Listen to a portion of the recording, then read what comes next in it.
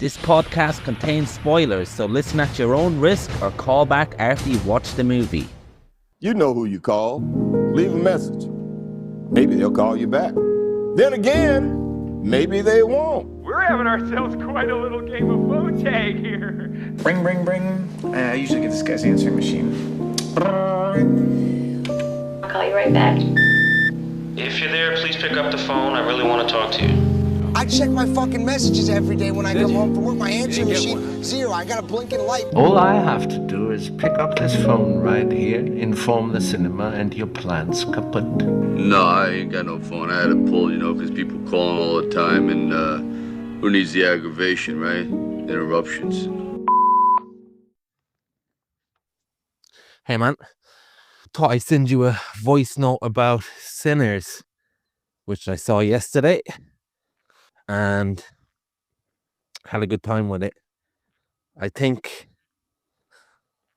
with, what's his name, Ryan Coogler, is somebody that I'm quite mixed on. Never really liked Black Panther that much. Not that there's anything wrong with it, but I think it's completely stifled by the creative limitations of what a movie can be in a universe like that. It's not like something like Christopher Nolan's Dark Knight, where you can have your type of authorship on it. Or even, what's that other one?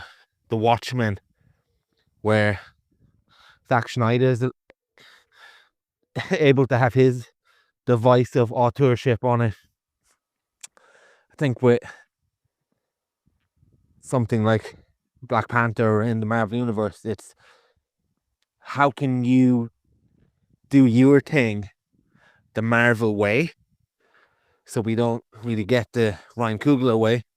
I will say I had a much better time with the sequel, which a lot of people absolutely despised.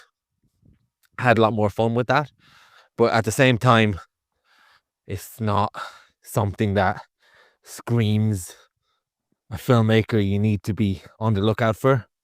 Now, admittedly, I haven't seen, what's the other one, Fruitful Station. Just didn't seem like a good time, let me put it that way. Not that a movie needs to be a good time, but the way the movie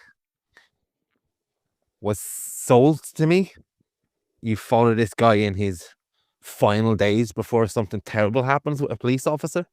I think that's the setup of that movie. And obviously, if somebody said, oh, watch this movie, I'm sure there's so much merit as someone who likes cinema and movies that I could have got from that movie. But if it's presented to me in a certain way, then I'm not going to be in a rush to watch that movie, if you know what I mean. So maybe that movie is absolutely fantastic, and that got a lot of people on the Ryan Coogler bandwagon from day one. But I wasn't one of them.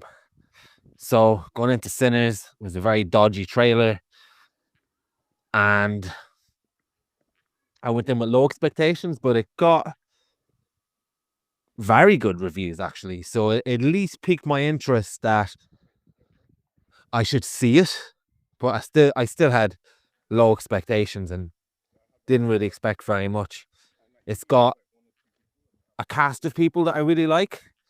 Michael B. Jordan is probably the newest movie star that there is. I mean, he's been on our radar, or at least my radar, for a long time. He was in The Wire. It's probably where we all first came into contact with him as a scrawny kid, so you wouldn't have expected anything from him at that point. Then Friday Night Lights, I think he was in season 4 or 5, or maybe from season 3 onwards, I can't remember.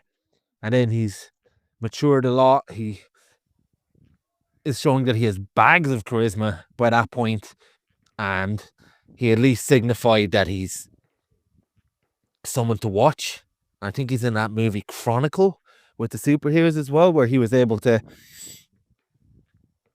walk the line between someone you could root for and somebody you didn't. But one thing that Black Panther did show is that he is an absolute charisma machine, although he plays a bad guy in that, and lots of bad guys have good points, maybe good points directed extremely, but I think he plays that character so well and so big and so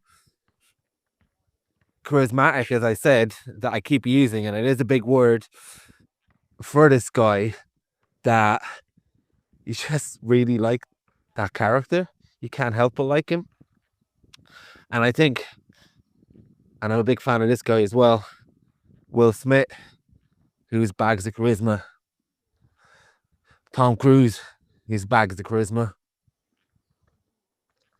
I think probably there's no doubt about it that Michael B. Jordan is a much better actor than Will Smith, at least at this age in his career, for sure. But I argue he is, and I say that as a big fan of Will Smith.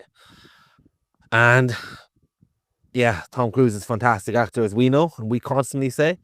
But I think if I'm looking at the landscape for pure movie stars and someone that's a name that can carry a movie and a name that would make me want to watch a movie, Michael B. Jordan is somebody who is in that bracket, and there's not many that are in that bracket. If I look at the other leading men of Hollywood at the moment, there's, well, a lot of them have come from the Marvel universe. Chris Pratt, of course, as well. Jurassic Park and whatever else he was. I don't know, I guess he's Marvel as well with Guardians. Chris Hemsworth. Sure. These guys they're not really at that level. There's certainly good screen presence and certainly can handle lots of action adventure movies, but Michael B. Jordan has that raw intensity, and he's just so interesting on screen as well, and he's a proper movie star. So in Sinners we get two Michael B. Jordans for the price of one, as he plays twins, I think it is, in this movie, although I thought they said cousins at one point, but maybe that was a joke. And yeah, it takes place in 1932 in the southern states of America somewhere. Can't quite remember where. But yeah, this movie, in my opinion, puts Ryan Coogler, in my eyes, as somebody that is a must watch. And I think he needs to stay away from the franchises. I think he did he do Creed as well? And Creed is very good as well, but again, he's done movies so far that are tied to the mystique of something else. And although this movie ties in with something that's quite generic in a way, you can tell he's got free reign to do what he wants in this. And for better or worse, he damn well does it. And yeah, it's a lot to talk about in this movie.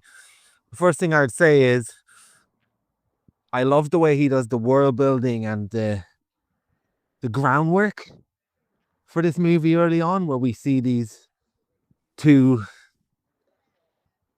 twins come back very well dressed, looking like gangsters on that old type of car, and they've come back from, I think, Chicago, and there's a type of mystique about these two brothers. And I know my dad's a big blues fan, and I think I've watched a movie with, what's his name, the Karate Kid, Ralph Macchio, where he's a blues guy, and I think it's called Crossroads, where he has to I mean, it's a long time now, but he has to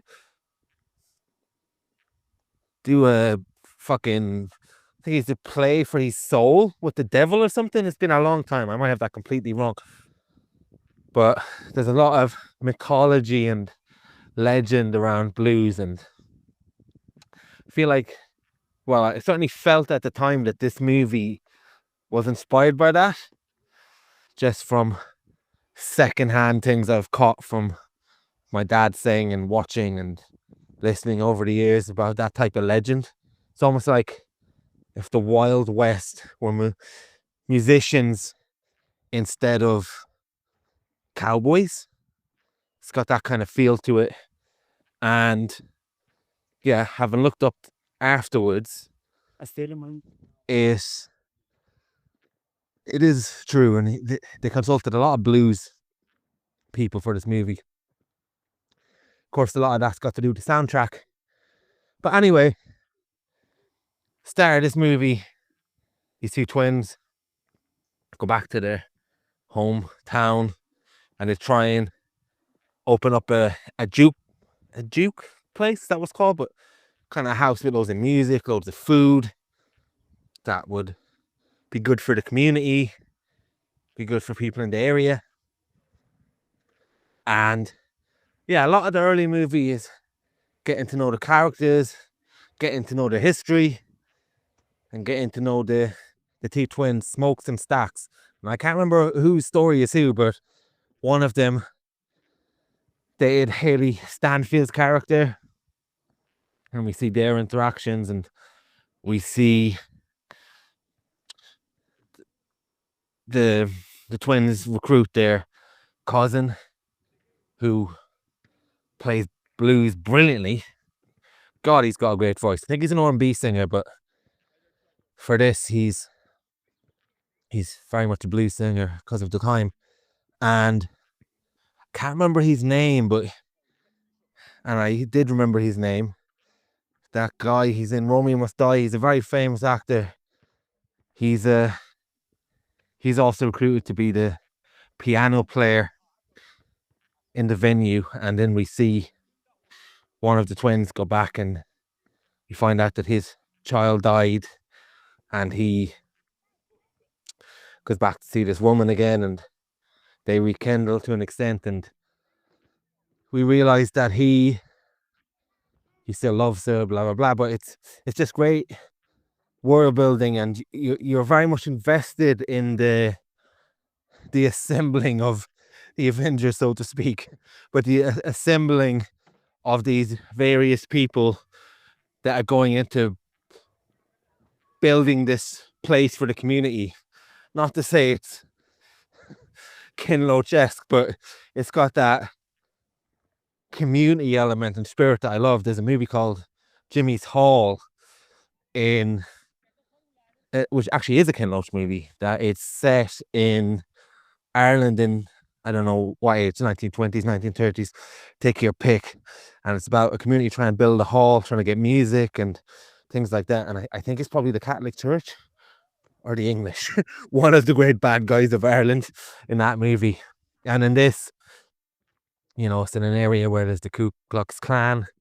There's an area where a lot of these people are, what's the word? Basically second-class citizens, and they don't need to get into the history of that fucking country. And so yeah, you're very much on board of the assembly of this project, so to speak, with the food they're going to get, the person that they're going to have on guard at the door, and just the delight in which Michael B. Jordan carries this movie early on. There's a great scene where he finds out that his cousin not only can play guitar, but he's got a great voice, and just the way he looks and the shock is brilliant. And it just seems like that makes this very much a fun movie early on. And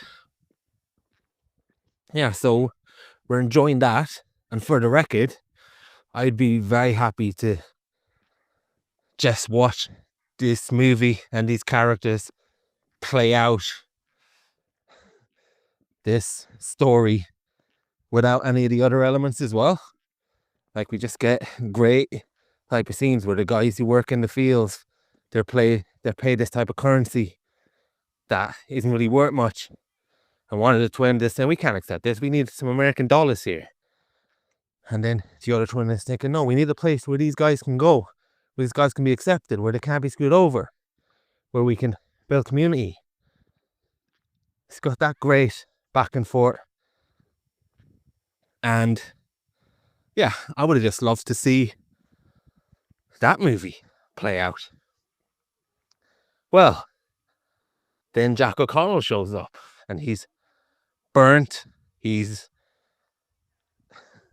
being chased by some Native Americans, and he goes into a house. He gets rescued by some people with the KKK outfits, and the Indians show up and they're saying this guy is a fucking absolute evil guy. You don't want him in your house. And the movie's framed early on that some people are so good at playing music that they can unleash the portal between heaven and hell, and well, they don't use the word heaven and hell, but they can summon spirits, both good and bad. That's the framing of the beginning of this movie.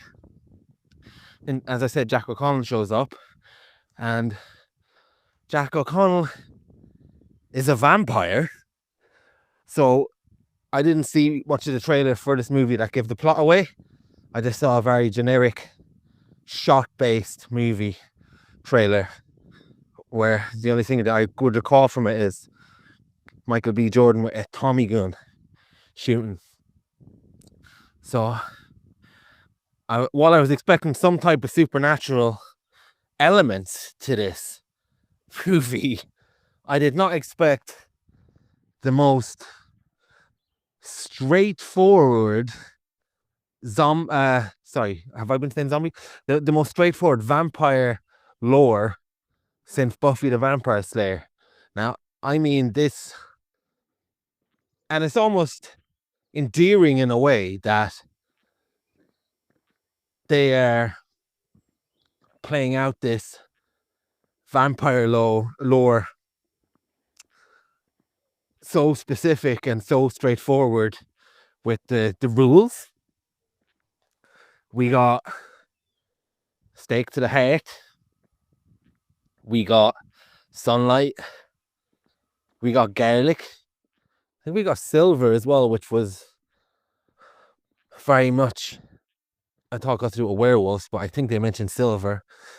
And then we got the most crucial one that is not used very often, but I remember it very well from Buffy the Vampire Slayer, and that is gotta be invited in. Gotta be invited in, my friend. And the fact that this movie takes place over one night in this Duke joint, and the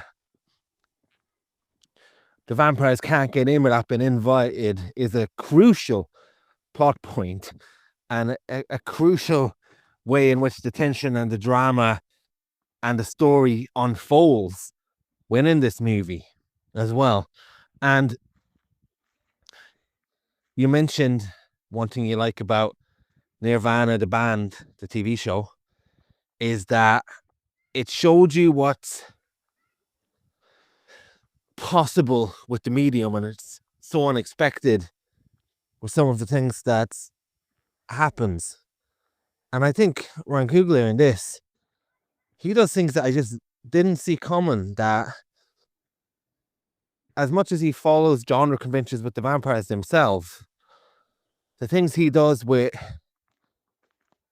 music and with his composer, I think his name is Ludwig. Well, let's just say Ludwig, because I can't remember his surname now, actually, even though I did.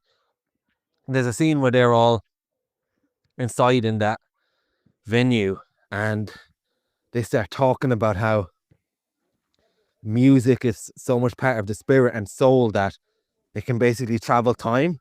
And all of a sudden you see these people dancing in 1932, but then Jimi Hendrix appears, and the mixing of electric guitar, and then you see some, think it's, I don't, is it Lunas? But you get all these different types of music and characters and people dancing around together just out of nowhere. And I'm thinking that's just really unique. And that's somebody just thinking, yeah, I'm just gonna put that in and see where it goes. And completely having fun, not being constrained by anything. And this scene works so well. And at a certain point, this movie almost becomes a musical as well, where the vampires and the various people have their own soundtrack as well. They've got a lot of Irish enfolded songs and Scottish folk, and it's not played out completely traditional at times as well. It's mixed through modern elements and modern production techniques as well, which really adds something significant to this movie. And as much as when the vampires appeared, I'm thinking, I was like, really? Like, everything you've been doing up to this point has been so outside the box. You're gonna give us this? But Jack O'Connell has so much fun. Speaking of charisma as well, Jack O'Connell is another person that's got great charisma, and he's having so much fun going big and dastardly that it's such a fun performance that you don't mind as much. You're thinking, okay, if we're gonna get vampires and if I'm gonna go with it, then let it be this, I suppose. And yeah, it's like what was that Robert Rodriguez one, and movies like that. This movie is more of a cult movie in many ways that got a mainstream Hollywood release because of the name of the stars attached. I could imagine this movie being shown in 40 or 50 years away from the hype, where it's probably largely forgotten about, but people coming across it thinking this movie is fucking so much fun. And that's what it really is. It's just so much fun. And yeah, I think how the movie unfolds and the plot is quite unexpected as well, in terms of, you think Hayley Stanfield's character is gonna go a certain way, and she's one of the first people to become a vampire as well. And she kills one of the brothers who also becomes a vampire. And then there's this standoff on the outside with the vampires and the people left alive on the inside, and you're thinking, the way they make the case for it, maybe it wouldn't be too bad to be a vampire in this day and age, since all these communities and all these people who are having a fucking hard time of it in America. And obviously I think the Jack O'Connell character is meant to be Irish as well. It's hinted at. It's not quite sure. And there's a hint in his performance that he has escaped some horrible land and horrible torture that it's obviously the British to Ireland, though it doesn't explicitly say it. And then he's brought his horror and he's brought his torment over to this land, and there's a sickness in the land of America from all these people coming over, not dealing with their trauma, but at the same time bearing their soul in their music. And then that's why these sequences of these great songs being sung, it's almost like, in the most musical way possible, they are bearing the exposition of their soul and their torment. And while you're stomping your foot, you're also getting this character. You're also getting these depictions of these characters. But overall fun, and it's quite masterful, I think, in what it's trying to do. And yeah, so we get the standard scene of where the vampires eventually do invade the hall after someone stupidly says, "Come in," which isn't the most clever thing. And we get this fight between the Jack O'Connell character and the musician guy, and it's got that standard thing of, oh well, if you kill that vampire, the rest of them can feel the pain, so that kind of solves that. And you think that's the end of the movie, but there's just so many ideas in this movie that after that, no, there's a whole KKK plot that is mentioned throughout the vampire conflict, where they're thinking, yeah, this place is doomed from the beginning. This venue is doomed from the beginning because the KKK going to show up in the morning and kill you anyway. So we get this massive shootout between the one Michael B. Jordan that survived and the KKK, and that's just, it's almost like a Django type catharticness, a catharsism, because who doesn't like seeing a bunch of KKK getting fucking shot? And then, yeah, that's just a really cool sequence. And then Michael B. Jordan, of course, gets the one gut shot from the one KKK that manages to hit him, and then he slowly dies. But as he's dying, he sees his daughter and he sees his girlfriend or whatever she is, and he transitions into a happier place. So you get that gladiator scene as well, and you're thinking, okay, well, that was fun. And then the movie continues on, and it's now 1992, and the cousin has gone on to be a blues player. He's going to die soon. And who shows up? Only only vampire Michael B. Jordan and Haley Stanfield. And they're now in the 1990s hip-hop attire. And they show up and have a conversation with him saying they can turn him into a vampire. And we get a scene there as well that is unexpected, to say the least. So, yeah, I really like this movie. I had a fantastic time with it. Is it worthy of the critical hype, I suppose? I think this movie will ultimately leave a much more bigger impression when it's forgotten about, and you come across it years later in a vacuum, and it just entertains the life out you.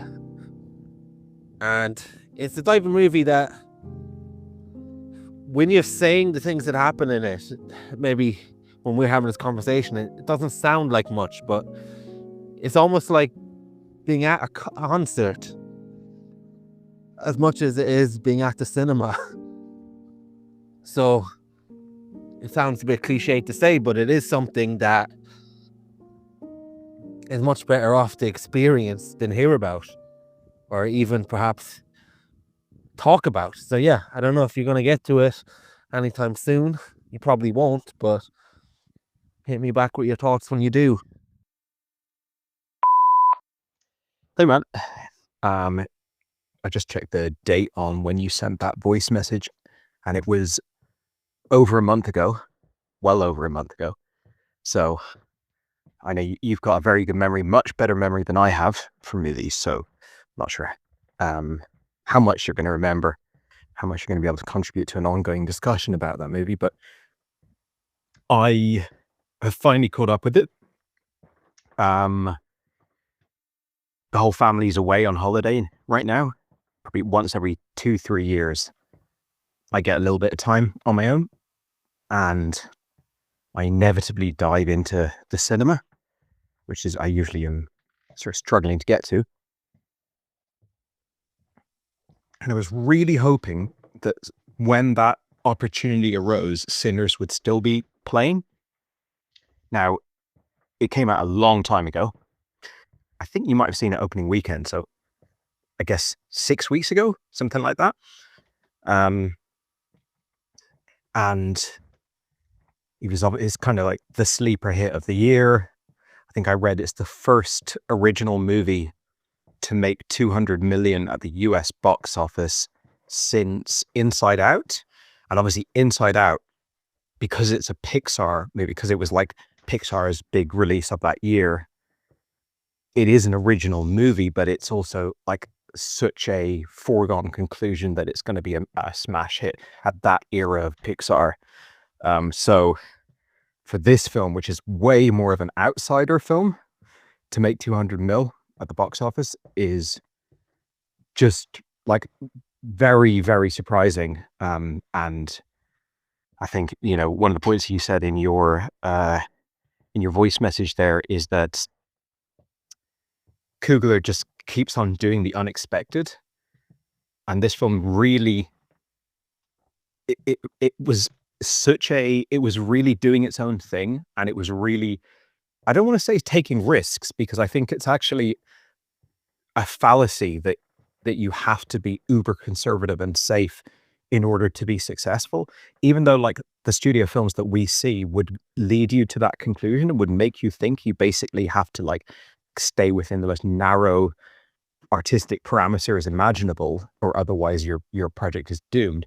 That's not the case at all. But in the current film landscape or Hollywood landscape, like blockbuster landscape, this film is really doing its own thing. So, seeing a film like this come out and make 200 million, or even just a film being like this sort of being made, it's not like a massive budget film, but it's like a decent sized project, is very unusual. So, and I guess it's become a bit of a word of mouth, not a bit of a massive word of mouth success. Just having a post cinema beer here. And so, yeah, I was kind of curious about it. And even though you don't, whenever you recommend a film, or not even recommend a film, whenever you see a film, you don't tell me if you liked it or not, because you like me to be able to go in blind, which I really appreciate, and I, reciprocate. And I think it's great to have someone you trust movie-wise in your life who's just like, watch this movie. And I'm not like, you can read from that they don't think it's dog shit, but it could be anything from like, I think this is interesting, I don't know if you're going to like it, but it would make an interesting conversation, to this is the best film of the last 10 years. You keep it monosyllabic, and you just go like, this is a film I watched, kind of thing. And so I wanted to check it out in the cinema, because these type of sensations, like The Sixth Sense or whatever, that kind of come out of nowhere, they're not a huge big studio thing, but suddenly it's making hundreds of millions of dollars, and it's everybody's watching it, everyone's talking about it, it's a big cultural moment. They are very, very few and far between. And I suppose the less and less I go to the cinema, the less I'm going to be able to have been there, quote unquote, for these things. But I was hoping I'd get to see this one, and I think I've just about caught it at the tail end of its run. Though saying that it was a packed theater, and I feel like this movie could just keep on playing for ages. It has come out on streaming now, so I think that's probably the death knell of the theatrical run. But at the same time, it just shows this film could have played for months, I think, just based on the strength of the audience that were there today. So anyway, like I said, I don't know how much you're going to remember, or how much you're going to be able to like match my energy of like, I just came out of the fucking movie, I just saw it. Now, because I've got this rare opportunity to go to the cinema, because the family's away, I went to see 3 films today. So it was sandwiched between 2 pretty substantial movies that like, warrant a lot of like brain power themselves. That them being Mission Impossible: Final Reckoning and The Phoenician Scheme, I believe it's called, the new Wes Anderson movie. So my brain is probably a little bit mushy in terms of remembering that movie in isolation.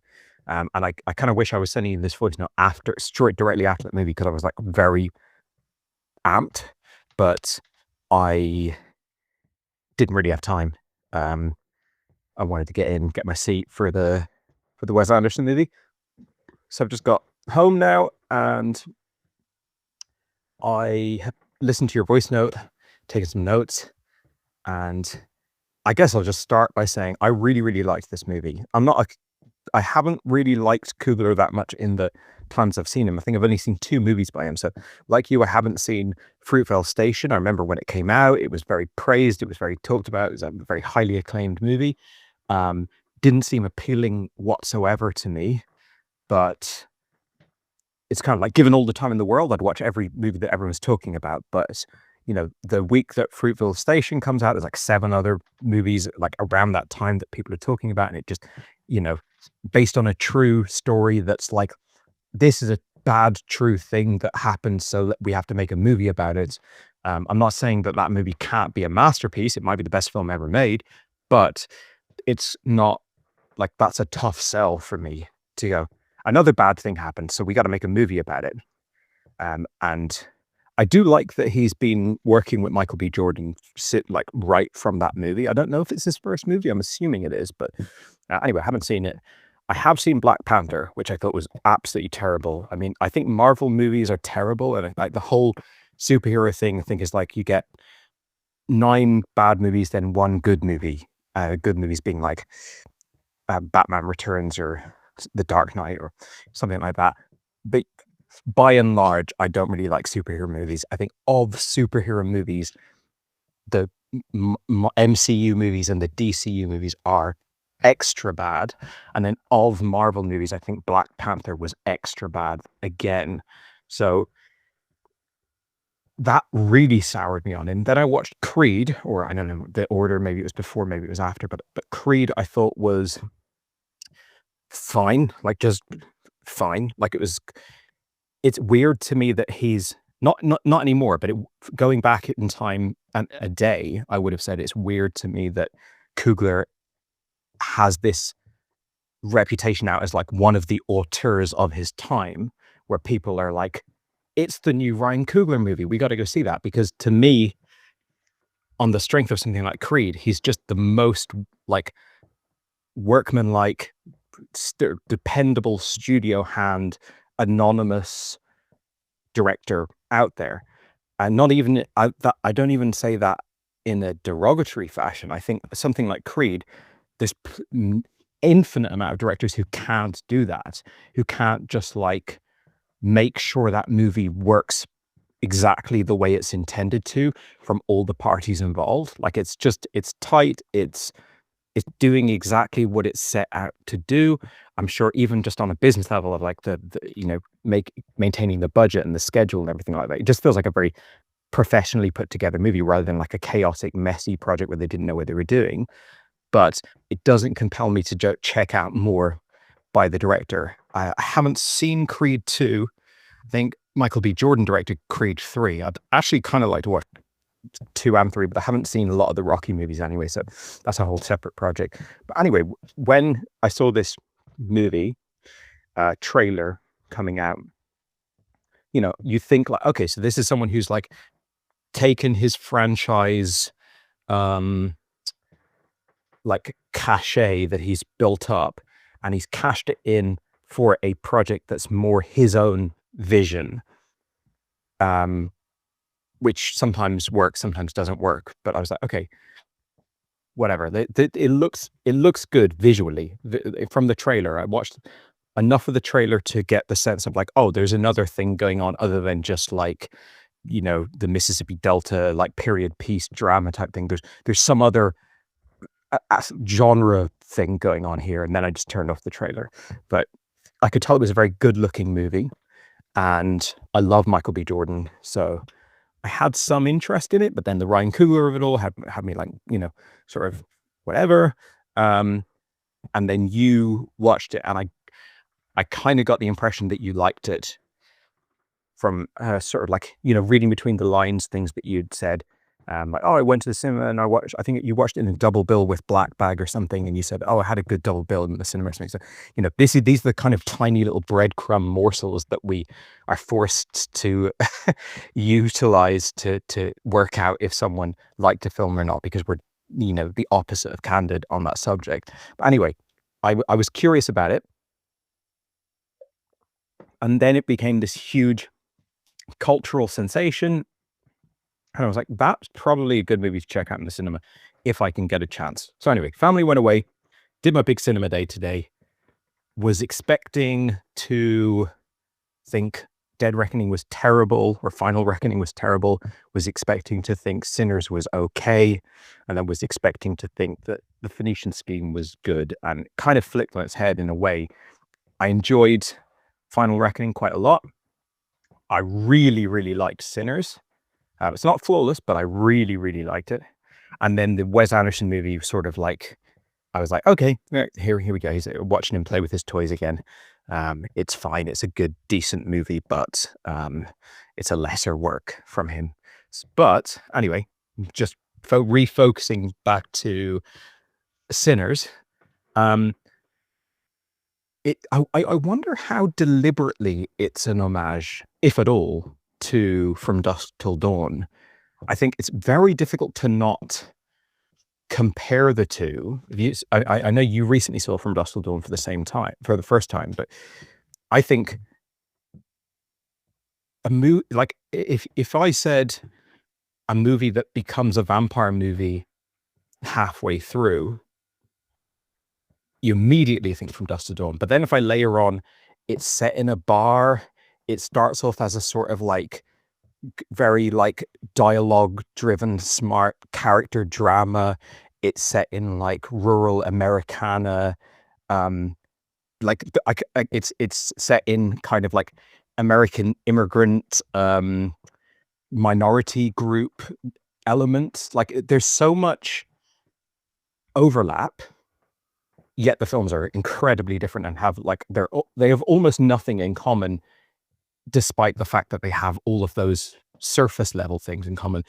But yeah, it's interesting. I wonder if it was one of these things where he came up with this idea as a completely original idea, and he was like, it sucks in a way that so much of this was already done in From Dusk Till Dawn, but I still got to do my original idea movie that I came up with.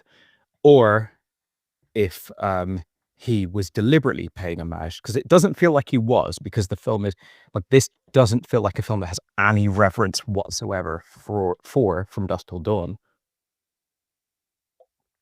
But the one thing that they have in common, I suppose, is the first half of From Dusk Till Dawn and the first, it's not, I don't know if it's a half in Sinners, it might be more like the first 40% or something, but the bit before they become a vampire movie are the better part of both movies. Obviously, if first half of Dusk Till Dawn is essentially a Tarantino movie and prime old school Tarantino, but this movie, the setting the scene, establishing the world, as you said, the world building, the like showing of this community and this environment and all the players involved and everything, that is magnificent. Like that is, I was actually a bit disappointed when it became a genre flick, like a basic little genre flick, because the character drama in this movie up before shit hits the fan is sensational. And this is not a mumblecore movie. It's really cool. It's really interesting to see really well written and really well acted character drama in a big scale movie. It's not that this movie is necessarily similar than Shawshank Redemption or Forrest Gump, but it reminds me of those big budget 90s dramas, right? That were not like an action movie or something, but they had a big canvas and loads of extras and a huge, they were giving you a big world. Now, character drama, we just don't see people in period costume and this huge wide shot driving along a road, stopping in here. The look of the environment is incredible. I'm a huge fan of anything in this kind of environment, the Mississippi Delta, around blues and everything. I've spent a bit of time there. I've gone to like small little towns, may have been like exactly where this film is set, but it's this relatively small region in terms of an American context. And you go to these like small little villages, and they are just completely run down, like completely impoverished, so off the map. It's not like you're in like most of the times when you're around this. This is one of the most culturally important places in the world. It's also one of the most, in modern days, one of the most moneyed environments. You're in somewhere in like London or New York or something. It's like, yes, that was at one point really grassrootsy bohemian culture there, but now that building is worth like $3 million or something. And you go to the places where literally the most important blues figures were born and played. You go to the bars they played in, you go by the house they grew up in, and it is just like, it's literally falling apart, and it's like some of the buildings are like condemned and stuff. So it's interesting seeing a movie set in this environment that has contributed so much to the world culturally, but has been sort of neglected over time. And it's sort of dead now in many ways. I mean, you go there and they're still like playing blues and stuff, but to see it here, and it's obviously a community that is really suffering in many ways and is going through lots of trauma and pain, but also there's so much spirit and love and community and stuff. And just that vibe in the first hour, or where I mean, terrible with time, especially on a day when I've watched like, 3 movies, but whatever it is, an hour and a half or something, you got to stop by the general store, and I got to like talk to these people. I come out here, talk to those people, got to pick this guy up here, and then we got to make a stop off here. And then, like the photographing the nature, the cotton crops, and like all of the barns and like the houses where the preacher man, the preacher boy, or whatever he's called, his place where he lives. It's so well realized, so incredibly well realized. It's one of the best settings I've seen in a blockbuster film for years.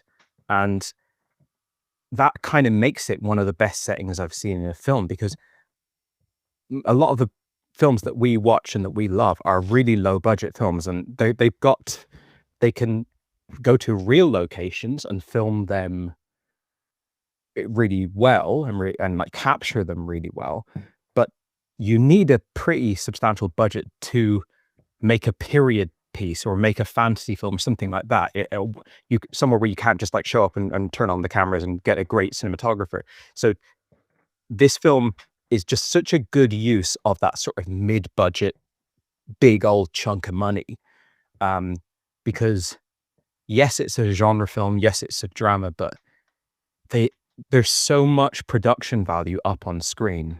And you mentioned the composer, I think it's Ludwig Göransson, who seems to do every blockbuster now. I see him in the credits so much, but he also does such a like obviously it's got mostly blues music and mostly kind of diegetic music, but he's bringing in elements and synths in the background that are just like lifting everything up without muscling it to the side, just like boosting it a little bit in the background. So this film has so much production value and so much high impact entertainment packaging in a way that I really have never got from Marvel movies or Fast and the Furious or the stuff that we're basically getting as our like, here's a big movie for you. This is the first time in a very long time, and Chris Nolan, to be fair to him, has delivered this a few times with likes of Inception and stuff, but it's so rare that kind of tentpole, or this isn't a tentpole release obviously, but that kind of here's a big movie, here's a big old cinema experience has made me feel like, thank you for whisking me away to that world. I enjoyed being in that world. So yeah, all that early drama character stuff was amazing. I love I love every relationship in the movie is amazing, like down to like little things like the interplay between like Delroy Lindo and Preacher Boy, like little things that aren't overly developed relationships are still like really nice little dynamics. But the romantic stuff, whether it's I think it's Stack and Haley Stanfield, is that her name? That's fun. That's cool. Like that's a great like old school, you know, golden age of Hollywood, Barb type of exes dynamic. But then the other one, Smoke and his ex-wife, I suppose. That is absolutely fucking electric. This is one of the most like sexually charged movies I've seen in years. If you think back to the late 80s, early 90s, the erotic thriller era, or just all of Hollywood history before that point, it wasn't necessarily, you wouldn't have like nudity and sex and stuff, but you'd have like that kind of sparks between the romantic characters. That's just completely gone now. Like in terms of blockbuster cinema, you might get indie movies, but indie movies are more, they're not playing for that kind of charm, heightened, electric entertainment. They're going to like be dissecting it more and commenting on it. But in terms of that classic, we want people on screen and we want the like the romance and the sex to be really like electric and entertaining. That is just completely dead at this point, I would say. In big blockbuster entertainment, like mainstream, I keep using the word entertainment, but I you know what I mean, like movies that are designed for maximizing entertainment value. For forever, that was part of the agenda, and it's gone. And the relationship between Michael B. Jordan as Smoke and his ex-wife, who I weirdly know from Alan Partridge. That's the only time I've seen her. She's a recurring character in Alan Partridge. The last thing I would have thought from my like knowledge of her is that she had this character in this movie in her wheelhouse. She's incredible in the movie. Like everyone's incredible in the movie. But that relationship is like, it's probably the best sex scene I've seen in a movie in years. And because it's so emotional, like when he first meets her, for starters, he's putting flowers on his dead son's, well, I don't know if we know it's son or daughter, but his dead baby's grave. And the economy of dialogue to give us everything about him, everything about her, without any cheap manipulation.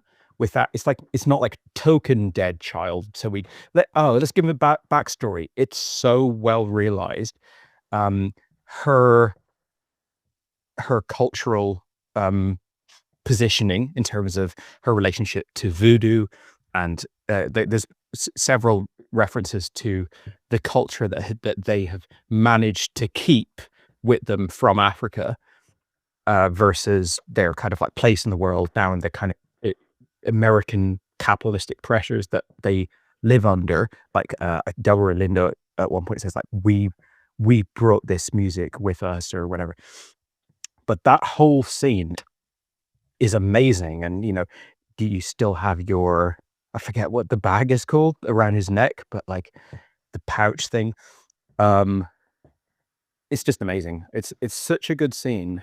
I think the movie could like survive in terms of my liking of it on that scene alone, because it's really one of the best things I've seen in terms of like Hollywood's chemistry. And yeah, like by the time the vampire shit kicks off, everyone in that bar has got there via masterful writing, acting, filmmaking, And I've just so thoroughly enjoyed that movie that brings them up to there. And I love Jack O'Connell like you do.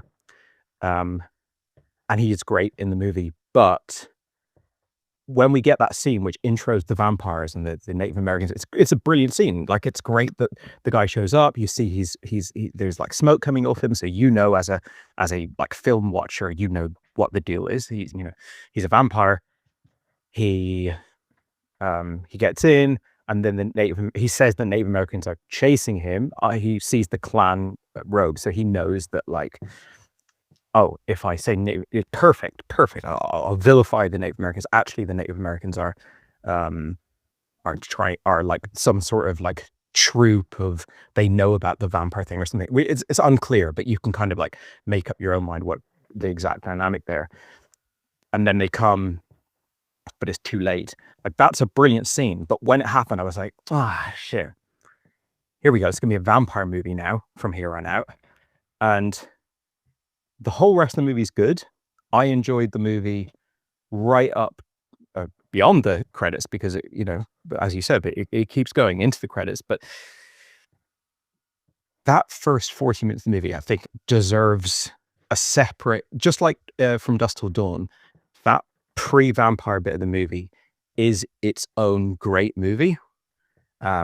So that's one thing I want to say. Like, just kind of put that aside, and then the movie in general, once we switch into vampire chaos, it's fine. I think Coogler showed with Black Panther that he's a terrible director of action, and for all of the like patient love and care he's put into this movie, setting up the stakes, making you care about every vampire and every victim, and the implications of one brother dying, where like there's so much great character work that kind of accentuates or makes the action 1,000 times more entertaining. Still doesn't manage to put any good action in the movie, in that whole kind of vampire chaos element. But a lot of it plays out not in action and more in like dialogue and like rules. As you said, it's got all the rules of vampires.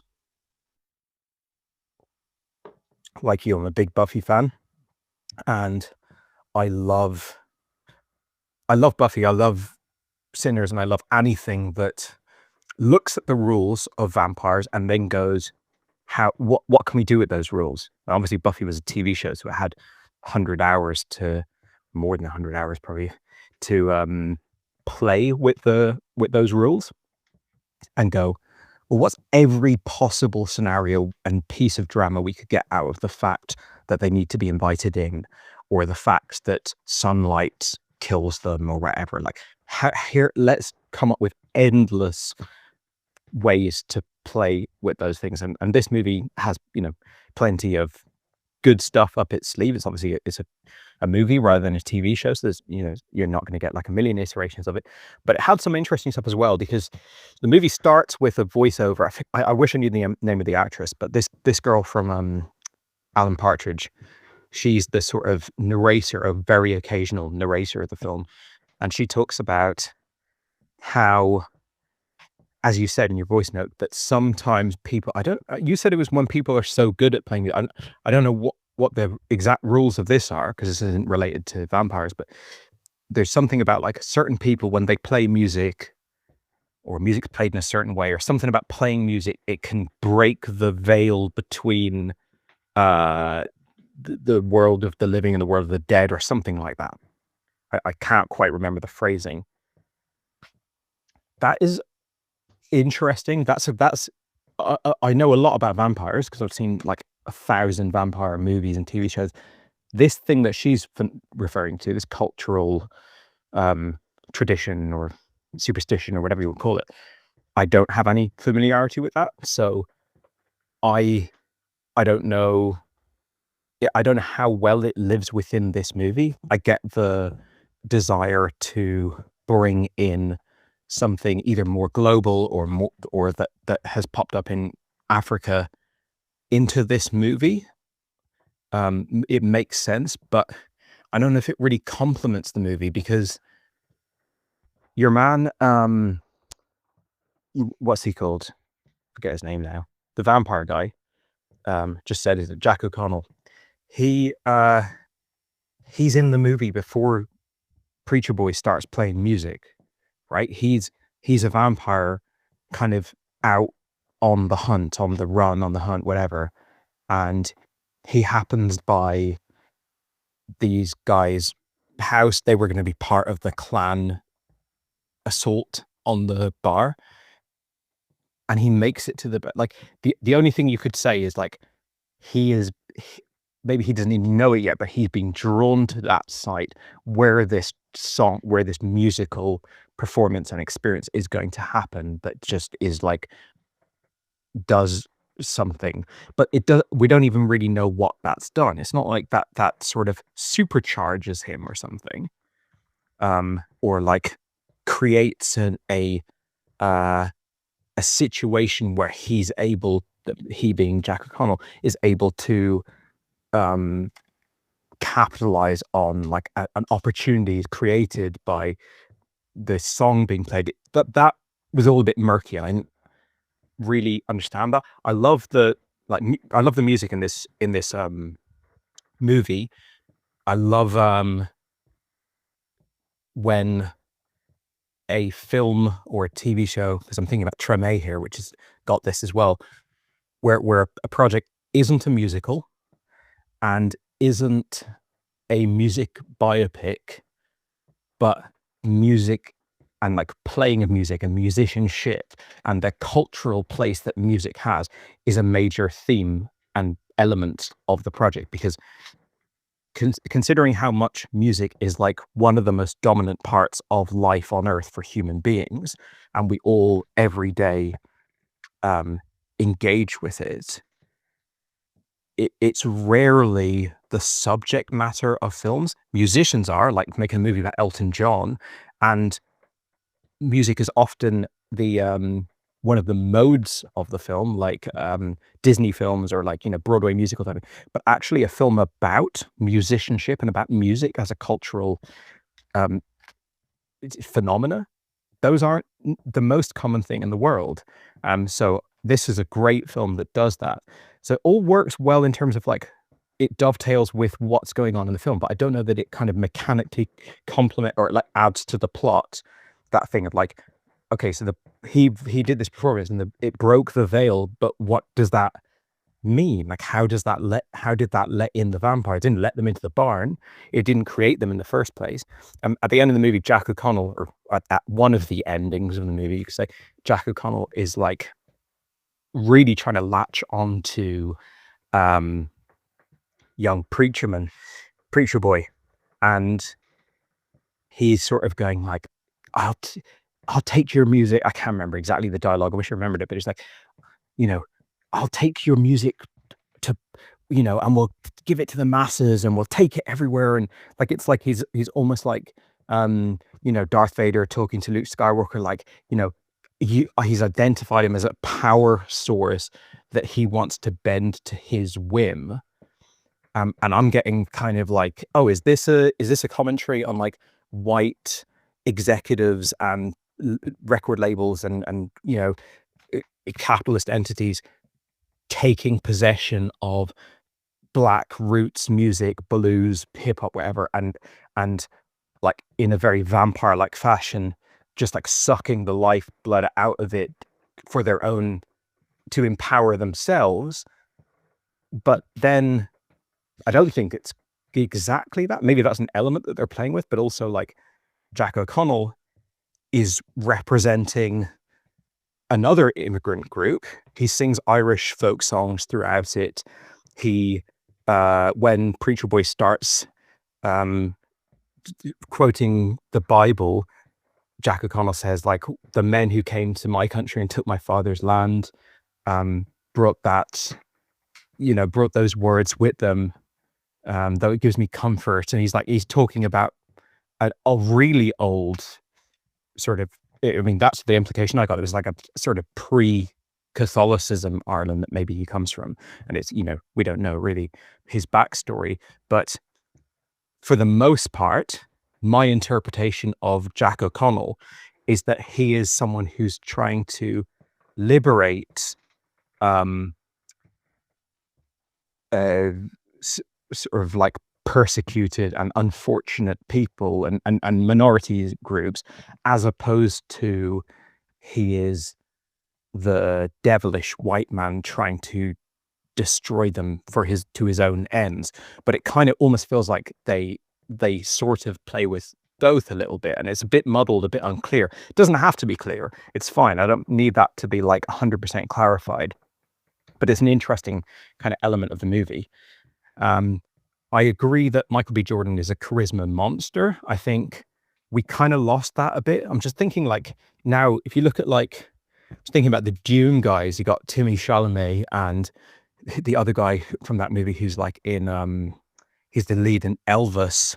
Like those guys are just so, they add nothing whatsoever to a film. Like they really just have zero appeal in terms of that old school Jimmy Stewart, Tom Cruise. Like you can anchor a fucking movie on this this person, whether it's Harrison Ford or Humphrey Bogart. It's like they just stand there, look to the side, open like partially it's great acting. It's not just the X factor. It's not like, you know, they just got a mysterious quality, and you know, it is a cultivated skill that's been practiced hard and developed, because we've seen Michael B. Jordan since he was a kid on television, but he has it, and it's so rare. He has that thing where you're like, I mean, I remember watching a pretty bad, I think it was like a Tom Clancy movie. Maybe it was called Without Remorse, but maybe I'm just mixing that title up with something else, where he's like, it's a spy movie, and it's like just such a throwaway movie, but like he fucking commits. So, and this is Tom Cruise. Like he is basically Tom Cruise incarnate, where it's like the fucking conviction that he has is incredible. But he's probably, I mean, I was going to say he's a better actor than Tom Cruise, but then if you think back to like Magnolia and Rain Man and stuff, you know, many years ago, Tom Cruise did incredible acting. He just stopped doing it 20 years ago and went to exclusively movie star charm. But we know from the past that he's able to act really well. Michael B. Jordan is still acting really well and delivering the movie star charm. And hopefully he doesn't go down the Tom Cruise route of like not doing interesting characters and only doing the charm. Because this movie, he plays two roles. They are very distinct from one another, but they're also like twins. So they're not like any similarity that they have to each other in personality makes sense. And any difference that they do is like also makes sense. It's a perfectly pitched performance or set of performances. And it's a really good movie. Like I said, with that shitty Tom Clancy movie, he was probably equally committed, but it's nice to see that level of charisma and effort and acting in a good movie, which, to be fair, a lot of his movies aren't good movies. So, you know, this is probably now one of my favorite, or, you know, it's probably my favorite Michael B. Jordan performance at this point, I would say, because it's, you know, it's obviously got the added benefit of playing two characters, really good movie. He's got so much that he gets to do in this film.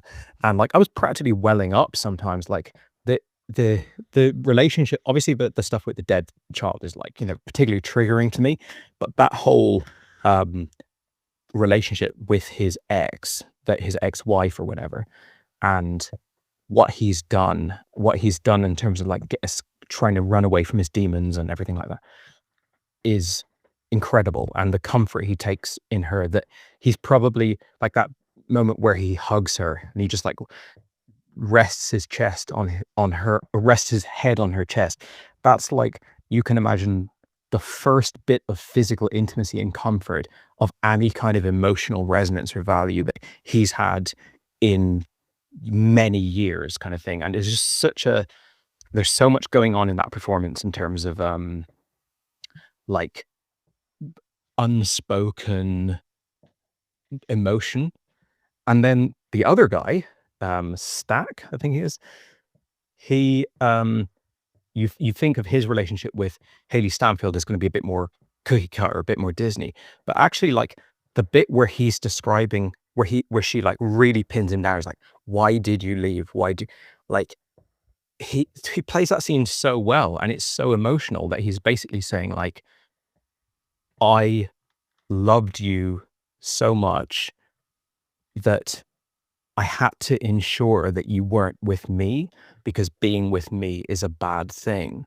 And obviously it has it's loaded by the racial prejudice situation that exists in that environment, and the life that he would potentially be condemning her to by marrying a black man and all that stuff. But even if you strip away all of the race stuff and the era and everything, and you just purely take this as a person, which happens all the time nowadays, a person looking at someone and go, they're too good for me. Like I love this person, but I don't love myself, or I don't look at myself as having any actual real value in the world, and therefore I can't taint the life of this person.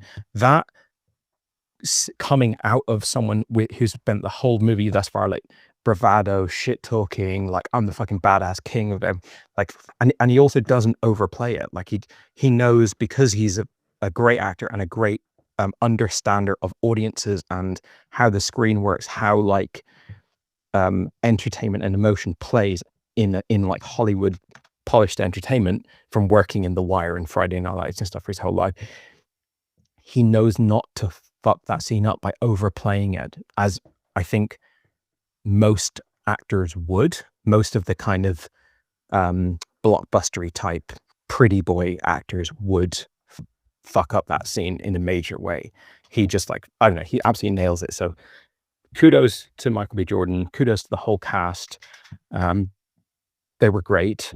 I'm just looking through the notes that I've taken on your voice notes. Let's see. Yeah, you know, you mentioned about like Coogler does the unexpected. I think it was very unexpected to me that the movie is willing to do mature scenes, an adult approach to sexuality, not a James Bond sanitized approach. Just this movie did whatever it wanted to do, and that scene where they go, when you play music like this, you're kind of like accessing a plane, or like, I don't know, I can't remember the wording, but it's like you're communing with a tradition that extends into the past and into the future, and then they fill the environment with other practitioners. You mentioned Jimi Hendrix and Lunis and stuff. I don't think there actually was any like real people in there. I could be wrong. The guy that was playing electric guitar, initially I thought it was George Clinton, but I think it's more just, again, I could be wrong in this, but I think they're not supposed to be actual real people. I think it's just these are iconic moments or iconic representatives of music that is so true to a culture, and it's people who are making music but like to its fullest extent is expressing the culture that they came from, because they also put in like Native American people and stuff like that, and they put in Chinese stuff, they put in a bit of tango. I was waiting for some Irish stuff because they mentioned Ireland in the beginning, but it's like a weird thing where like Ireland's in the beginning, and she's like, you know, I think the very first example of anything you see in the movie in the opening is Ireland, and obviously Irish history with music and folklore and everything that is so rich and deep, and it happens there, and there's Irish folk songs throughout, but it doesn't pop up in that scene weirdly, and so like any Irish stuff is only aligned with the villain or the movie, but yeah, that villain thing is interesting because you could have done this movie where it's just the vampires just want to suck your blood. What more do you want? They want to suck your blood. That's it. Like, there's no more. They don't want anything more than that. And I'm not saying that that it's completely clear what more than that there is, but there's something more than that. The guy, he's almost like a sort of cult leader, spiritual guru type guy who's like, if you come over to this side, you will live in fellowship. If you stay on your side, you are just going to be destroyed. You're going to be devoured by society, burnt to the ground. You're not, funnily enough, the barn that he's going to and preying upon was due to be slaughtered the next day. Although I don't know what the KKK were thinking showing up in the middle of the day, because, the whole, if the point was to kill everyone in the barn, then they definitely weren't the best with their scheduling. But yeah, I don't know. It feels like it from his perspective, and unless he's bullshitting, but if we're taking him on face value, Jack O'Connell seems to be wanting to help them, and he's trying to create a tribe that is protected from persecution and oppression and destruction, and creating that tribe out of oppressed peoples. That's my reading of it. Could be completely wrong, but if that is true, then that's more interesting than just vampires who want to suck your blood and that's it, right? And I also love that it's like the goodies in the movie, they are communing around music. The baddies are as well, and it's just like, again, it's like that's how people commune, express themselves. That's how they speak more truly through music than they do through anything else. So yeah, that was a really good element of it. You talked about how, like, the prospect of finding this film as a hidden gem in the future, like, and that's how it will kind of be best enjoyed. I really like that perspective. I think, well, I'm sure you'd agree that, like, the film is probably at its best on the big screen, but they're kind of mutually exclusive, finding something as a hidden gem and seeing it on the big screen, unless you like work in a cinema and you never read anything about movies, and you just kind of like, you watch every movie maybe when it's empty on your own, and you get to see something like this on the big screen but not having a clue what it is. Yeah, I think it will be a great movie when it's forgotten about, because it has so much surprise in it. Not the surprise that there's vampires in it, because that'll probably be spoiled when people are on some like future streaming service and they like read the blurb about it, or even the poster. Like, I feel like in 50 years time, this movie, it'll be still hard to find it without knowing that there's a vampire element. But it deviates from the expected so much. And I really hope this is a trailblazer now, and people go, look how much money this made. We can actually have a little bit of fucking individuality in our filmmaking, and still it be like, it can play to a massive wide audience, and not like the like Taika Waititi thing of like, we just put our own type of quips in and that's how it would be individual. No, like a film that really is different in terms of like how adult it is, or how like uncompromising, like even how uncompromising this film is in terms of the accents in it. Delroy Lindo is doing a thick regional accent, and if this film was a bigger movie, like a bigger budget movie that the studio had more kind of riding on, there's absolutely no fucking way they would have let him do that accent. Not one chance. Or like half the accents in this movie are like accents that people around the world are not going to understand. Now, of course, it'll be dubbed in many countries, but it's just, this film is like really trying to do exactly what it wants to do in an uncompromising fashion, yet it still is able to play to a wide audience. So I really hope that that is something that continues again. But yeah, I think people in the future, when they find this film, they'll be like, wow, yeah, I know you've probably seen genre films of that era and stuff like that, but you got to check this one out. It's something a bit special. It's doing something different, and because it's probably a bigger budget than you would expect when you just find some like old vampire movie, just because the period setting and everything.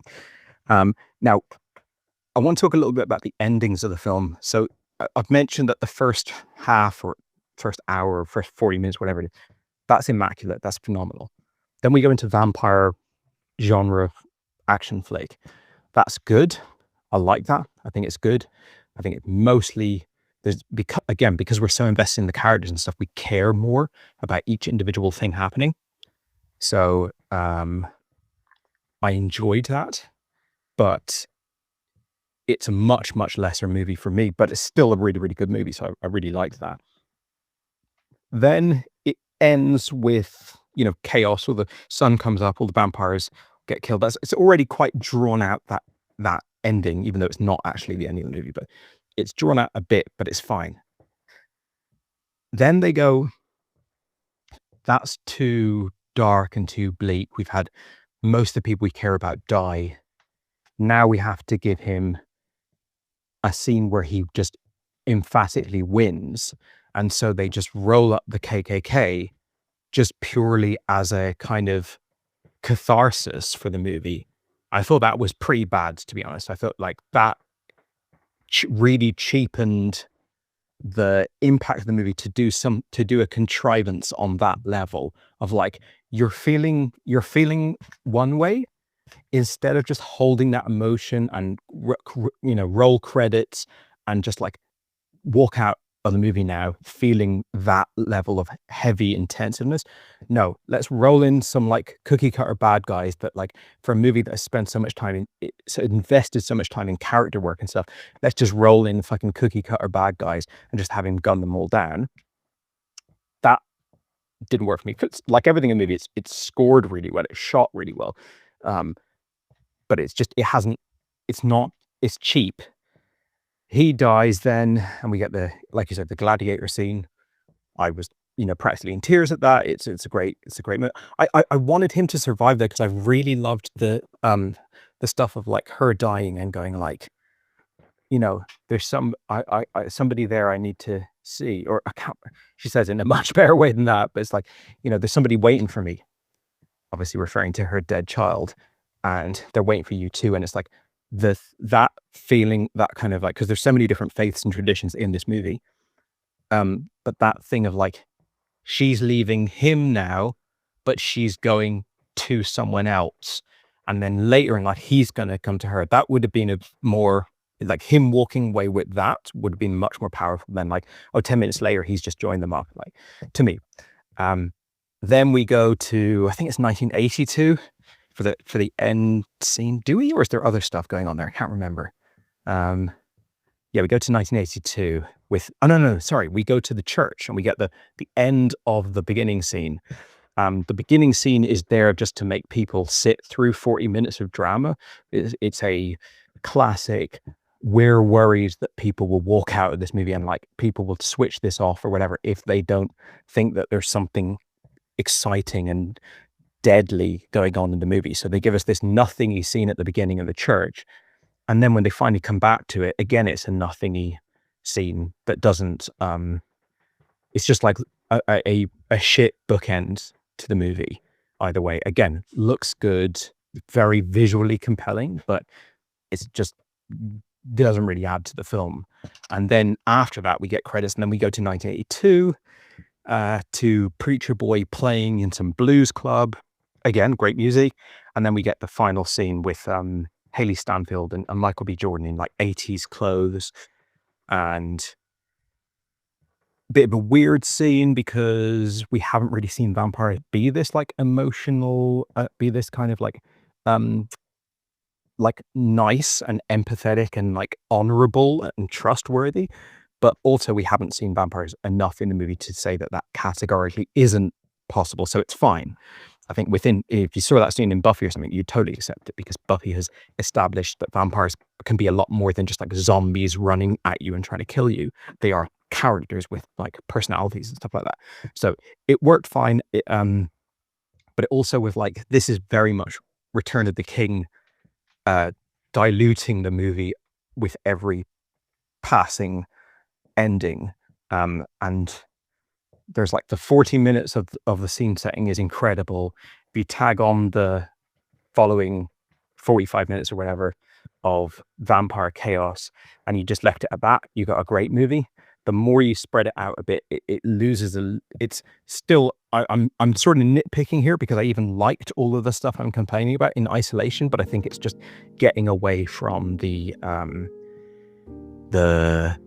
movie at its best. So in summation, loved this film. Liked it way more than I thought I would. Loved the music, loved the acting, loved the visuals, loved the whole cast, loved the people. And yeah, I'm glad to say for the first time in many years that I've gone to see an original blockbuster that it's not really a blockbuster. It's not at that level. It's not a Fast and the Furious or something, but because we don't get mid-budget movies anymore, then something like this, like the only word I have left to say is like a blockbuster, because there's just no movies made at this scale, this specific scale. So a movie that's like this, that's the big movie and is an original thing, it's not an IP, it's not a sequel or whatever, is so rare. And then for it to actually be really good and deliver, I'm very, very pleased with this. So yeah. Hey man, let's go for a walk in the park now, which in my urban concrete jungle, the fact that there's one across the road, more or less, is a godsend. Yeah, glad you liked Sinners and to hear your thoughts. Don't really have a lot to add to that, both due to a month since I've seen it and you pretty much covered everything. But I have a few things to say. So first of all, I've since found out that not only was Dusk Till Dawn an influence for Sinners, it was also influence for Fruitful Station, and obviously not in the way you think. Because he saw Dusk Till Dawn, he wanted to shoot, well, not because of, but he wanted to shoot Fruitful Station within 24 hours, which apparently that's also the format of Dusk Till Dawn. So it is a massive influence. So he was very much aware, and it was very much intentional, which is great, really. And another massive influence for this, apparently, is The Faculty, which I believe was inspired by Invasion of the Body Snatchers, if I'm not mistaken. You're the horror guy. So when I think of The Faculty, that makes a lot of sense in relation to some of the vampire antics in this movie as well. And funny enough, Letterboxd sometimes interviews actors based on their favorite movies or their top 4 movies of all time or whatever. And Michael B. Jordan picked Rounders, which we've covered a lot of John Dahl movies on this show. And it's nice that out of the 4 movies to include, he picked Rounders, which says a lot, since that movie is bags of Edward Norton charisma. Probably the most charismatic Matt Damon has been in a movie, actually, other than maybe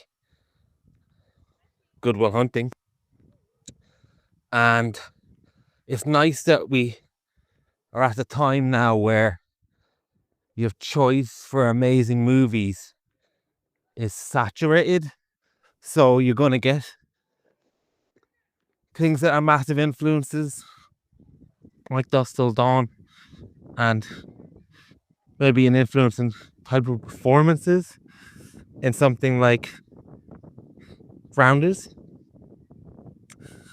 I feel like maybe art is a lot less curated by a select few now, which I believe is part of Ryan Coogler's appeal. He's doing things like Black Panther and Creed, which are very much a Marvel movie and a Rocky movie of another name, but it is a very unique African American culturally to spend it. That if you're crying out for that, it probably feels a lot more like a story for you than it would for people like us that are just thinking, okay, we've got the Chinese Marvel movie, we've got Black Panther, what's your color of cola? But it means different to us more than a brand. It means different to us more like a different flavor of Starbucks to some people. So it's not so much he's shown auteur tendencies up until this point, but I don't know what's the equivalent for someone like me or someone like you, because it's not going to be a particular white filmmaker. It's more going to be somebody like Shane Meadows, maybe at the time, somebody who from like the Midlands, small village, who managed to start make these movies within the system. I guess that's someone like that we'd be drawn to. Now, Shane Meadows is an insane auteur, at least he was, before he got bogged down in TV land. But you know what I mean? And in this, I think Ryan Coogler, like he said, has taken the cachet of those movies and really is able to free up what you can do. And this is the first time he's had an IP that wasn't bogged down by legacy or a true story. So I'm very excited to see what he'll do with the free reign he'll undoubtedly get after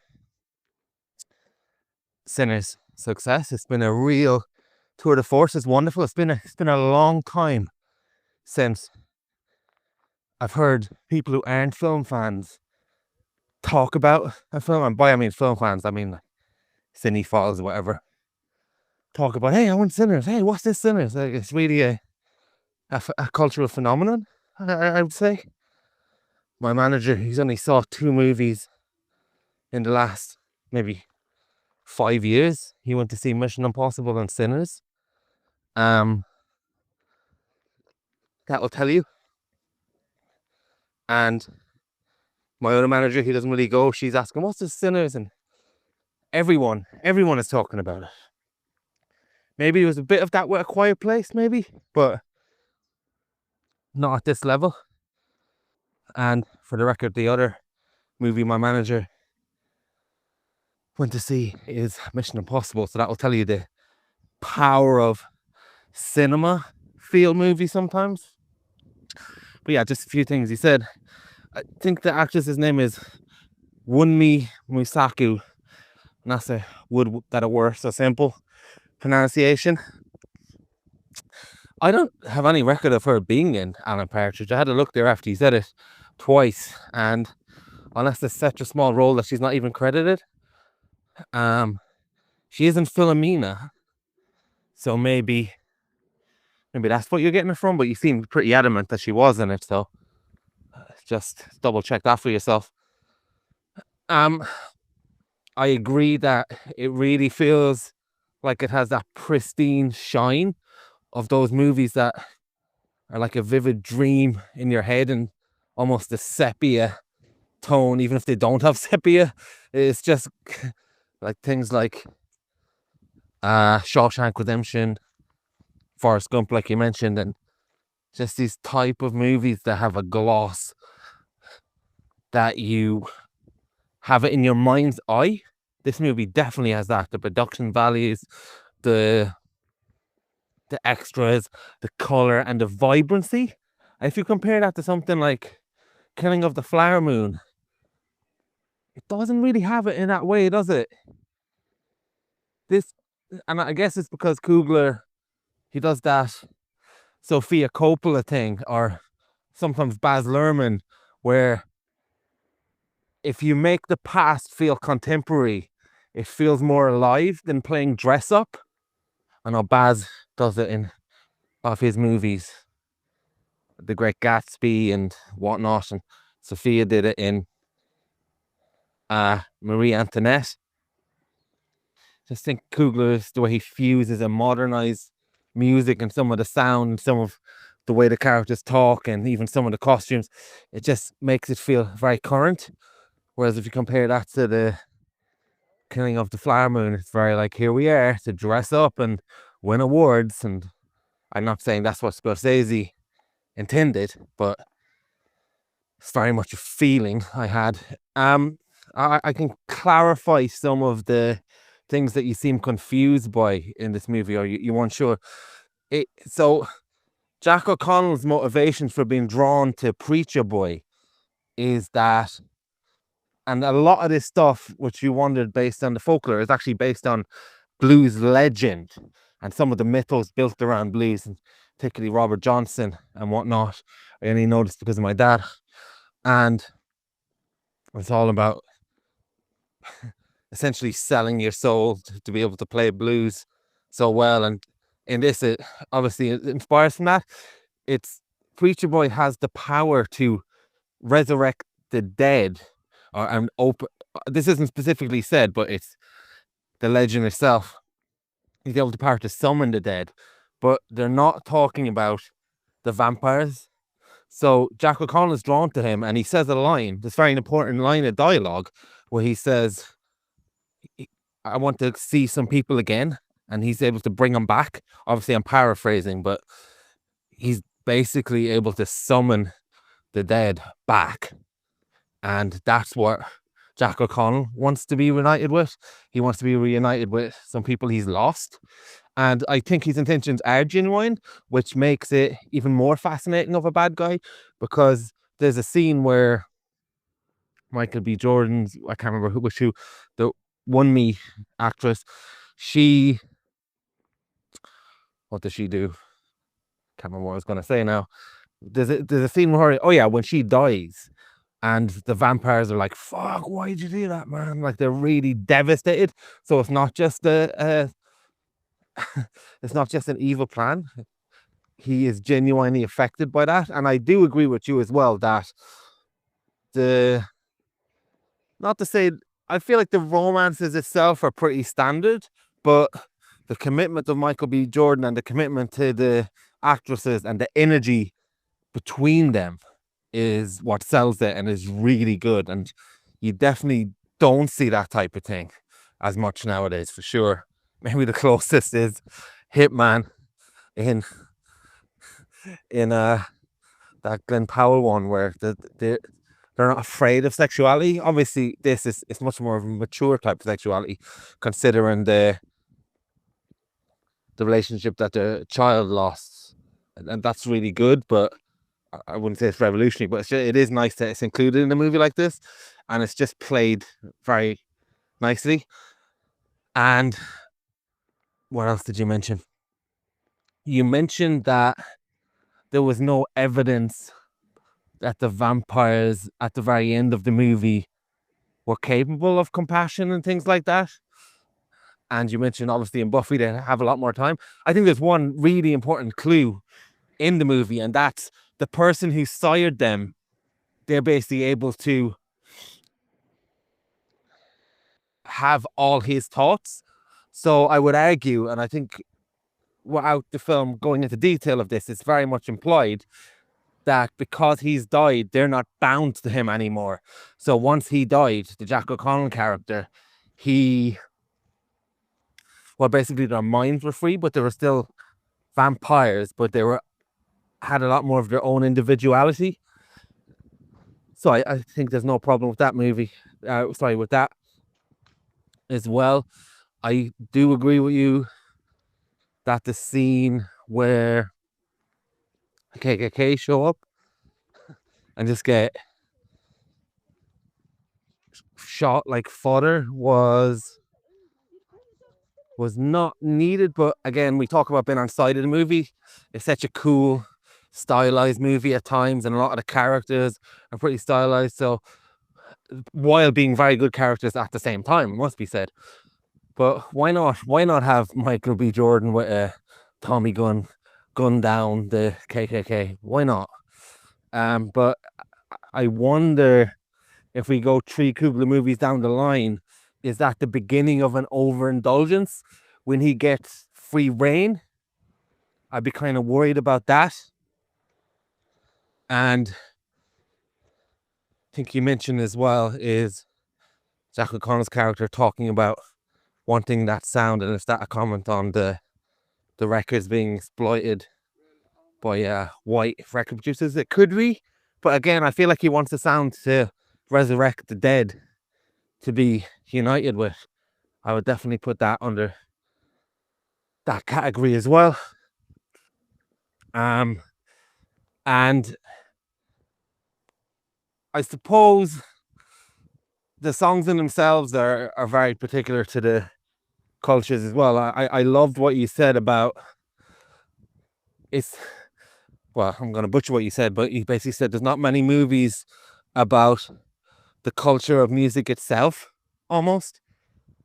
There's biopics and there's musicals, but Treme you cited, which is a very good example, and they definitely have this as well.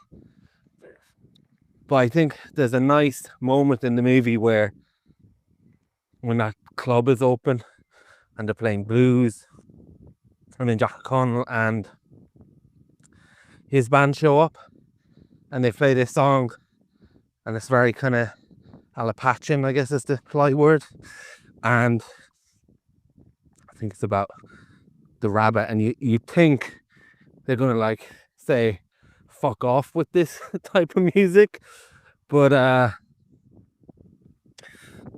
he says, oh, they're actually really good. And I think there's a shared respect between the different types of music in this movie, but it's just used to signify the different plights of the characters. I feel like the reason why all the vampires on the outside are playing the Irish music is because they are predominantly ran by Jack O'Connell's thoughts. And obviously, what's it, Rocky Road or Road to Dublin is actually a song about culture being erased, they could being discriminated against in London. So see what it shows, that song. And there's some nice little Easter eggs as well that I'm either read afterwards or had a half an idea of, and it was confirmed afterwards. So when Jack O'Connell is being chased by the Native Americans to begin with, that tribe of Native American are actually the tribe who found out about the famine in Ireland and donated money to the Irish, even though they were fucking practically destroyed by the Americans. They found out about the Irish and their plight, which says a lot about their people. And it's really cool that the vampire is hiding out within them, because again, this is all backstory that's not really mentioned in the movie, but it's either stuff that was taught about and didn't need to be said, or it's just something, once you know the history, you can read between the lines. But you can imply that Jack O'Connell's character was hiding out with them because he thought he'd be safe because he's Irish. And I think he says a line. I think he says a line when he's being chased as well, but it's been a while now. Whereas, I thought I'd be safe with you guys. Yeah, so brilliant movie. I would like to see Coogler continue what we saw in the first half of this movie into an entirety and stay away from this type of genre stuff maybe for a little while. What I don't want him to do is get bogged down with a biopic of some singer or someone. I would hate that. I just rather him be given an original property. I mean, coming up with original property, and hopefully he's just able to do what he wants now and manages to walk a rope between being overindulgent and having the freedom for his creativity and uniqueness that has certainly emerged in this movie. Yeah, I agree. If he could make a movie that's the first hour of this movie, and that's kind of the type of film we're getting. It can't just be that, because the first hour of this movie is brilliant drama, but it's also very much building towards something. You might know what, you might not know what, depending if you've seen the trailers, whatever. But it is very much scene setting, and I think if it was just a hangout movie, like it basically feels a bit like Dazed and Confused or something, where it's like we're it's the last, or it's the big day, it's an eventful day, it's an important day for whatever reason, and we're going to have a big fun night, and we got to prepare everything. We got to go here, talk to this person, kind of rally everyone together. I think like this film works because you're kind of like, okay, all right, we're building, we're getting everyone together. Then I think if it's just a hangout movie after that, it could work, it could not work. It's a harder film to pull off, and maybe you have to have a bit more interesting plotting and characters in, but it would still be good. Might be better than Sinners. I just love the first hour of this film, or I'm not sure how long it is, maybe about an hour or something. And then I think I like the film right up to the end, but I think it just gets worse and worse. There's a lot of films like that where they sort of peak halfway through, whatever, and then by the end of the movie, they're still not, like we said that about that Shyamalan movie Trap, where the first half of it is very grounded and very controlled and setting the scene subtly, piecing things together. And it kind of reaches a certain point where it starts going downhill, and then it just gets worse and worse and worse. And this ending and that ending, it's a hat on a hat. And by the end, it's like just it's completely laughable, and it's gone so far away from what it was doing in the early parts of the movie. And I think you and I were in a small minority of people who were still having fun with the movie right to the end, but it's like a far cry from the quality that it starts out with. This one doesn't descend as much into like they've completely fucked it up, but yeah, it's just not as good for me. I got my actresses wrong. So this girl, Wunmi Musaku, who's in Sinners, I only learned now that what I was actually recognizing her from was the movie His House. I'm not sure if you've seen that, but interesting little horror film. It's okay, it's nothing special, but it's got some cool stuff in it. And I didn't really remember her from anything else, but I'm looking through her filmography there. She's been in this, that, and the other. She's English. I was confusing her with another English actress called Lottie Adefope, apparently. So yeah, both English Nigerian actresses of a similar age, but they actually don't look that similar to each other. But yeah, anyway, this Wunmi girl, she won me over. And I think everyone, like you said, the relationships are not revolutionary in the way that they're written, but I don't think they need to be whatsoever. I think the great sort of romantic interactions between characters in Hollywood history, classic cinema, old school movies and stuff, they're rarely that complex on the page. They, or at least in terms of the story, that the magic is in the dialogue itself and the acting, primarily the acting and the charisma and the screen presence and stuff like that. So this has enough narrative ingredients between the two couples, and like what they're like, where everybody is stationed in life and what they want and blah blah blah. But you pair that with weak dialogue or lack of chemistry, and it's going to do nothing for you. Interesting hearing some of these films that you're referencing, that The Faculty was a big influence or a big favorite of Coogler, and just interesting hearing that Michael B. Jordan has so much reverence for rounders. Like all of that really tracks. And this is kind of, I haven't seen Fruitvale Station, but this feels like if he's a big fan of From Dusk Till Dawn and The Faculty and stuff like that, this almost feels like this is like his first movie now.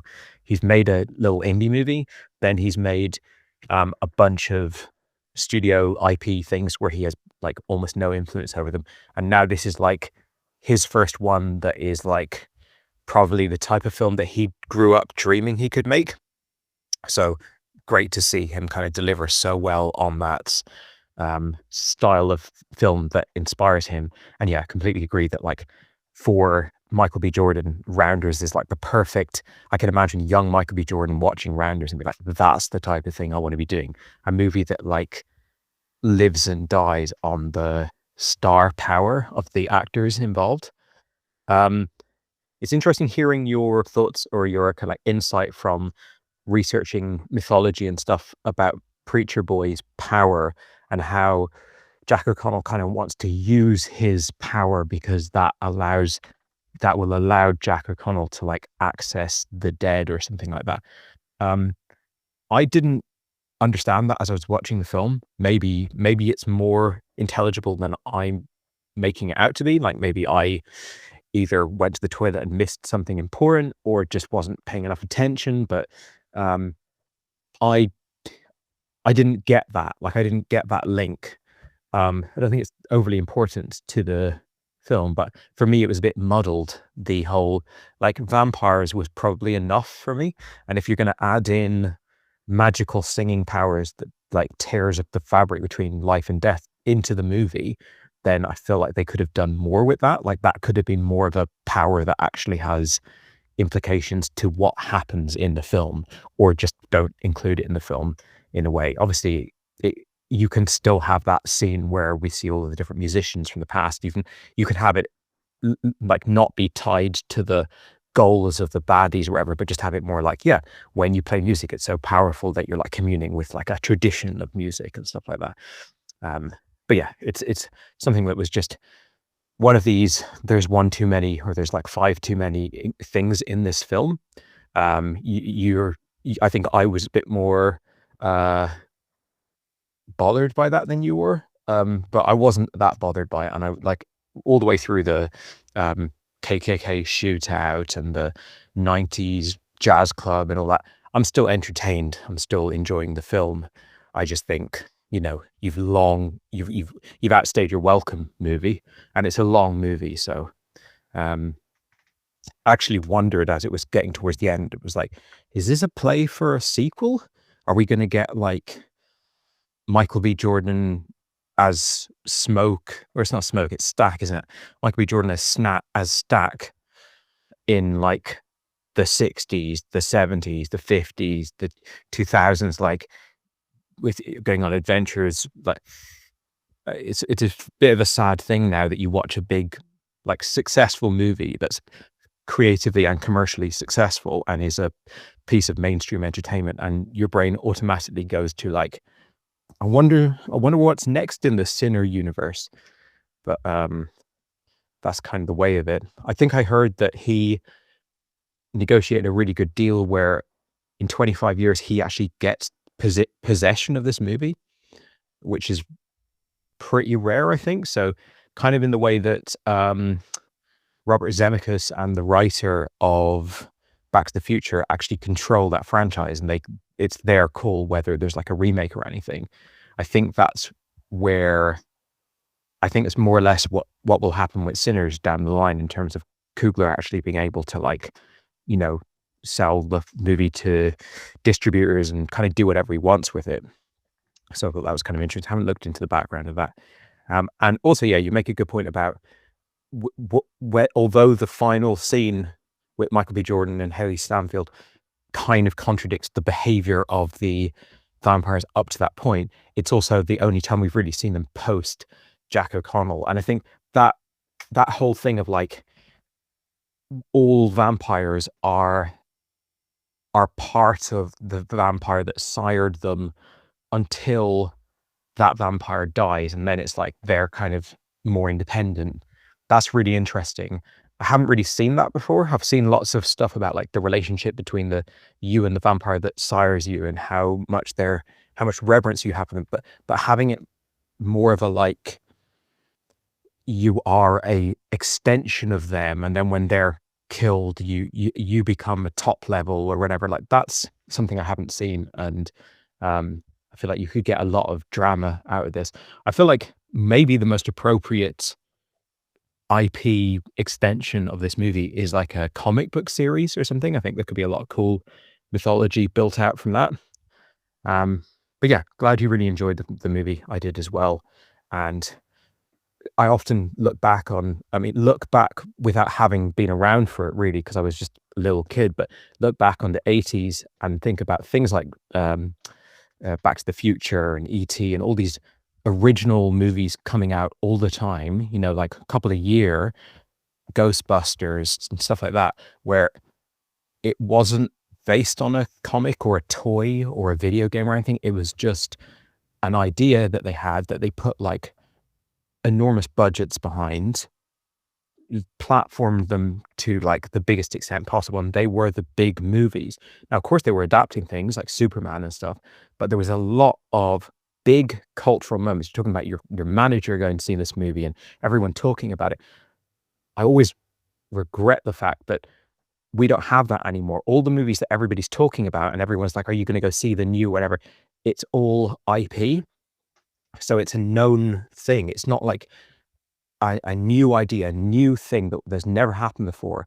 The start point of something cultural coming out and people like getting excited about it and talking about it and seeing it. But that's completely dead. I don't count things like Conclave and stuff that are like indie movies that get really popular and people are talking about it. It's not the same thing. When it's that top level blockbuster entertainment for the masses, like Sinners is, that is like a really nice space that was occupied for many years of films like that being just kind of like for everyone, and everyone's getting excited about it, and it's incredibly cinematic. And now, like, you can say that we've got all these like Marvel movies and we've got like the Chris Nolan Batman movies and stuff, but it's just not the same when it's like, oh, it's the latest one in whatever series, or oh, even if it's something where they kind of subvert the material like Barbie, it's still just, I don't know, I'm just very fatigued I can't get excited about, oh, did you know there's like a new Turtles movie coming out or something? It's just not as exciting as like, what's that about? Sinners? What is it? You're curious. And I remember when The Matrix came out, how curious people were and how exciting it was to see something where like you literally don't know anything. It's not like you've seen 17 movies, some of them you liked, some of them you didn't like. You've got all these feelings and how are they going to handle this? And it's just like, no, it's just a movie. We've lost that a bit, and this movie's brought it back in a big way. So yeah, had a really, really good time with this. Yeah, sorry, just one more thing to add as well. I think the reason why I didn't mind the specifics of Preacher Boy's powers being not that expanded on and quite muddled is for the same reason that I really enjoyed the scene where music transcended time almost. I think it's more that music carries this power in it in an abstract sense anyway. I watched this movie called The Music Never Stopped, which is a true story of a guy that has no memories except for this specific song that can remind him. Funny enough, it came out around the same time as Whiplash, and it's got J.K. Simmons in the most nicest fatherly role ever. If you want good schmaltz, it is very good schmaltz. But I feel like the music in this movie is treated a similar way, but in a less positive way. In terms of music has the power to carry on the song of dead people, carry on the trauma of dead people, carry on the message and the lyrics, and that's what's been passed down, and that is the power of music in general.